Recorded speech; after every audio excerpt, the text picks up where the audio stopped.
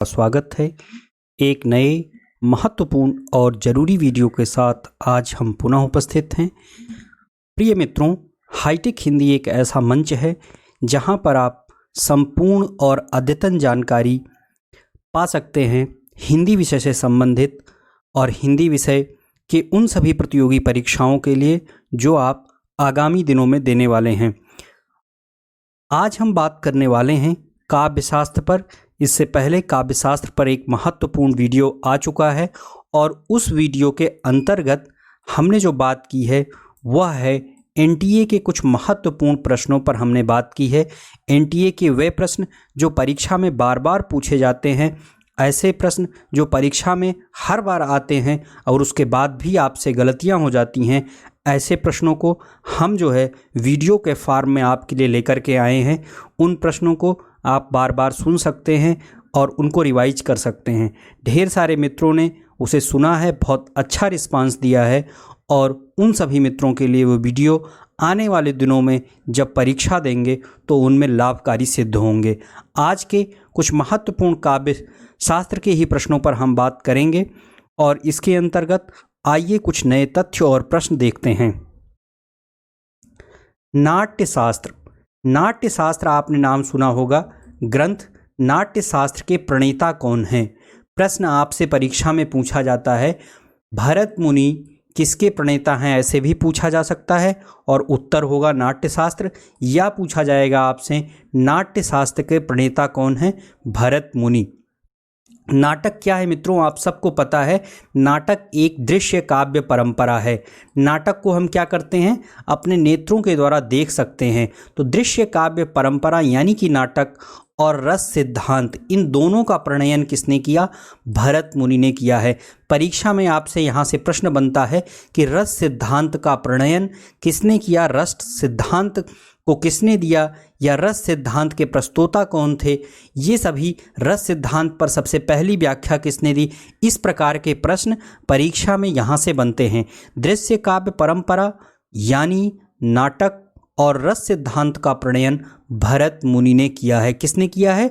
भरत मुनि ने किया है।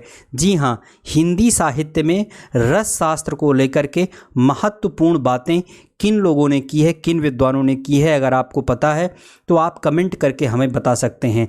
आचार्य बलदेव उपाध्याय, जी हाँ, ये आधुनिक काव्य शास्त्रियों में बड़े विद्वान हैं। काव्य शास्त्र पर इनका बड़ा काम है। आचार्य बलदेव उपाध्याय ने अपनी पुस्तक में भरत मुनि का जो समय दिया है वह दूसरी सदी बताया है। क्या?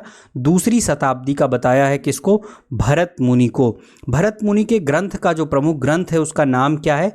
नाट्यशास्त्र है, जिसके अंतर्गत उन्होंने नाटकों पर, काव्य शास्त्र पर और काव्य के विभिन्न अंगों उपांगों पर विशेष रूप से बातचीत की है, विशेष रूप से चर्चा की है। तो प्रश्न आपसे यही पूछा जाएगा कि भरत मुनि के नाट्य ग्रंथ, भरत मुनि के ग्रंथ का नाम क्या है? जी हाँ, इसका सही उत्तर होगा नाट्यशास्त्र।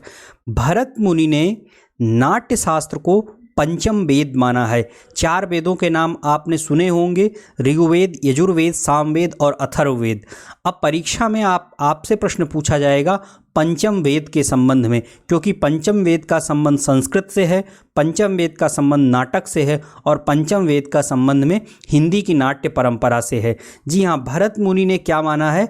भरत मुनि ने नाट्य शास्त्र को, जो उनका ग्रंथ था, उसको पंचम वेद माना है। क्या माना है?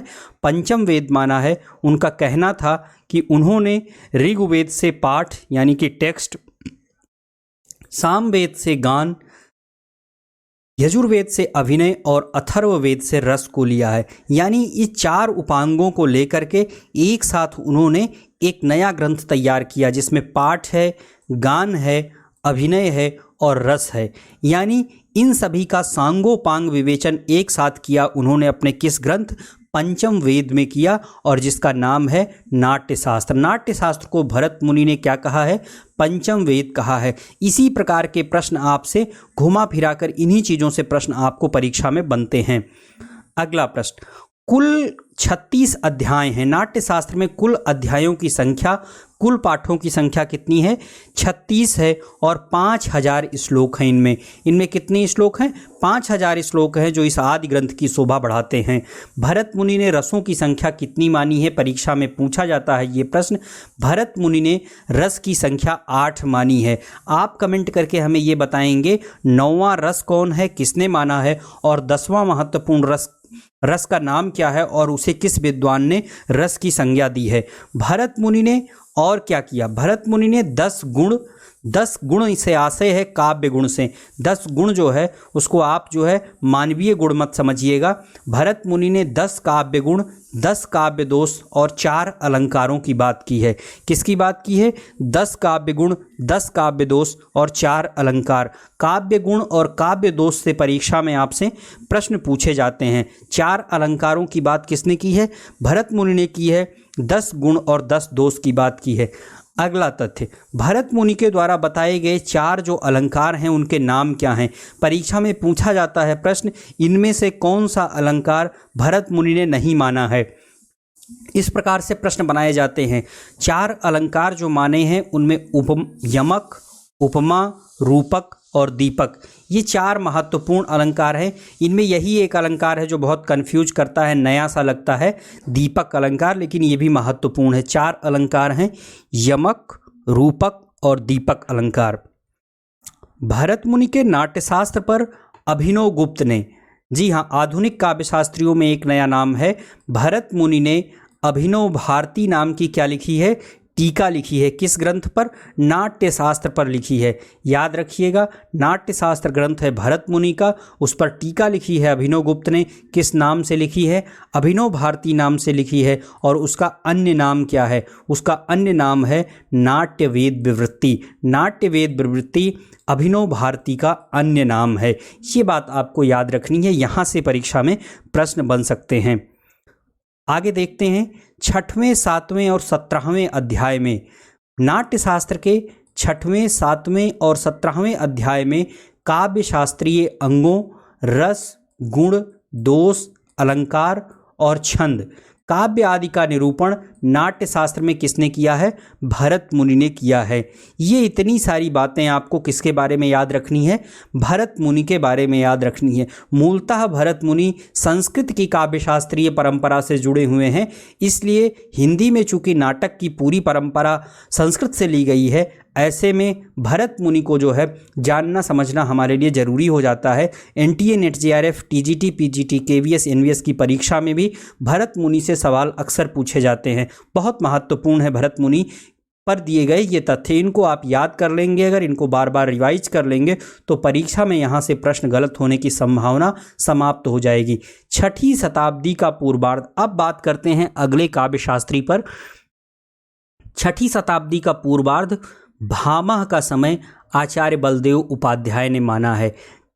आचार्य भामह का समय 6ठी शताब्दी का पूर्वार्ध माना है। किसने?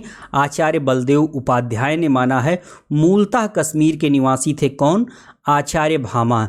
रक्किल ग्रोमी के सुपुत्र थे भामह, ये बात आपको याद रखनी है। भामह के पिता का क्या नाम था? रकिल ग्रोमी, ये याद रखना है आपको। मूलतः कश्मीर के निवासी थे, ये बात महत्वपूर्ण है। भामह के महत्वपूर्ण ग्रंथ का नाम परीक्षा में अक्सर पूछा जाता है काव्य शास्त्रीय ग्रंथों के अंतर्गत, और उसका नाम है काव्य अलंकार। भामह के महत्वपूर्ण ग्रंथ का नाम क्या है? काव्य अलंकार। यहाँ से परीक्षा में प्रश्न पूछा जाता है। ये अलंकार से संबंधित ग्रंथ है, यह आपको इसके नाम से पता चल रहा है। काव्य की श्रव्य परंपरा, जी हाँ, जो कानों के द्वारा सुनी जाती है, श्रव्य परंपरा के अंतर्गत महत्वपूर्ण तत्व अलंकार को नाट्य ग्रंथ या नाट्य विद्या से अलग एक स्वतंत्र रूप में जो है अलंकार सिद्धांत का प्रणयन किसने किया है? भामह ने किया है। ये बात आपको ध्यान रखना है। अलंकार सिद्धांत किसने दिया? आचार्य भामह ने दिया है। श्रव्य परंपरा के अंतर्गत अलंकार सिद्धांत की व्याख्या की जाती है, ये बात आपको याद रखनी है। उनके महत्वपूर्ण ग्रंथ का क्या नाम है? काव्यालंकार है। आगे, अलंकार सिद्धांत को प्रतिष्ठित करने के लिए लिखे गए काव्यालंकार जो उनका ग्रंथ है उसमें 6 परिच्छेद हैं। कितने? 6 परिच्छेद। परिच्छेद से आशय जो है आप कह सकते हैं अध्याय से, पाठ से, सर्ग से, या खंड से, जो भी आपको कहना हो या समझना हो आप समझ सकते हैं। यानी कि जो उनकी पुस्तक काव्य अलंकार है उसका विभाजन जो है वो परिच्छेद नाम से किया है इन्होंने। 6 परिच्छेद और 400 श्लोक में ये पूरा ग्रंथ है काव्य अलंकार। यहाँ से प्रश्न बनता है, इस ग्रंथ में मुख्य रूप से 5 विषय का वर्णन है और वे 5 विषय क्या हैं? काव्य शरीर, अलंकार, दोष, न्याय और शब्द शुद्धि। इनका वर्णन जो है आपको काव्य अलंकार में देखने को मिलेगा। भामह ने वक्रोक्ति को सभी अलंकारों का मूल माना है। ये बात भी आपको ध्यान रखना है, भामह ने क्या कहा है। और ये समझने वाली बात भी है, आपको समझ में भी ये बात आ सकती है कि वक्र उक्ति यानी कि अलग प्रकार से बातों को कह देना, ये बिना अलंकार के संभव नहीं है। तो यानी क्या है, भामह ने वक्रोक्ति को जो है सभी अलंकारों का मूल माना है, इसीलिए भामह को वक्रोक्ति का प्रथम व्याख्याता भी कहा जाता है। भामह ने महाकाव्य के संबंध में भी अपने लक्षण बताए हैं कि महाकाव्य के क्या लक्षण हो सकते हैं। सर्गबद्धो महाकाव्य, उन्होंने कहा है जो सर्गबद्ध होगा वो क्या है? महाकाव्य होगा। आज हमने बात की है इस वीडियो के अंतर्गत आचार्य भरत मुनि पर और आचार्य भामह पर।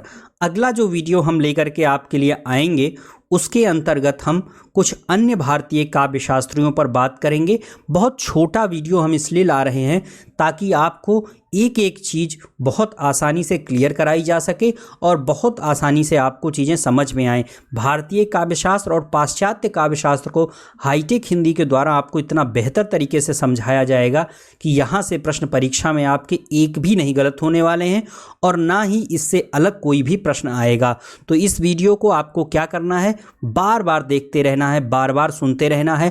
अंतिम रिवीजन सीरीज के अंतर्गत हमने कुछ वीडियो लेकर के आए हैं, उस वीडियो को आपको देखना चाहिए। वहाँ से बहुत महत्वपूर्ण प्रश्न परीक्षा के लिहाज से आपको मिलेंगे। हमारी रिवीजन सीरीज है, उस पर भी आपको ध्यान देना चाहिए। रामविलास शर्मा व्यक्तित्व कृतित्व सीरीज के अंतर्गत हमने महत्वपूर्ण लोगों पर बात की है। उनके अंतर्गत कबीर, विद्यापति, मीराबाई, रहीम, तुलसीदास, अमीर खुसरो, इन सब पर भी बात हुई है। और गद्य के अंतर्गत आचार्य रामचंद्र शुक्ल, रामविलास शर्मा, केदारनाथ सिंह, दूधनाथ सिंह, सूर्यकांत त्रिपाठी निराला और जयशंकर प्रसाद जैसे महत्वपूर्ण विद्वानों पर बात हुई है। हम उम्मीद करते हैं कि आप इन वीडियोज़ को जाकर के ज़रूर देखेंगे, क्योंकि परीक्षा जो आपकी 23 अक्टूबर को होने वाली है उनमें इन सभी विद्वानों का बहुत महत्वपूर्ण योगदान है और इन सभी से अनिवार्य रूप से प्रश्न पूछे जाएंगे। यह वीडियो समान रूप से NTA NET JRF TGT PGT KVS NVS first grade और कॉलेज लेक्चरर के लिए महत्वपूर्ण है। हम उम्मीद करते हैं कि अगर ये वीडियो आपको